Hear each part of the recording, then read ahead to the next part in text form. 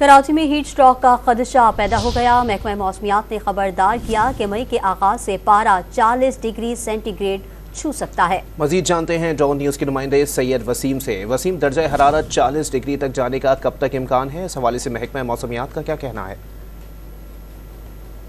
जी बिल्कुल, महकमा मौसमियात की जानिब से कराची में मई के आगाज़ से जो है वो हीट वेव की जो है वो खदशा जाहिर किया गया है। जो महकमा मौसमियात के चीफ मेट्रोलॉजिस्ट हैं सरदार सरफराज, उनका ये कहना है कि उमूमन ये मौसम जो है वो खुश्क मौसम होता है, जिसमें ह्यूमिडिटी जो है वो कम हो जाने की वजह से जो गर्मी की शिद्दत है, यानी कि जो गर्मी की शिद्दत फील लाइक है वो ज़्यादा जो है वो लगती है, जिसके बायस जो हीट स्ट्रोक का खदशा है उस हवाले से आगाह किया गया है महकमा मौसमियात की जानिब से।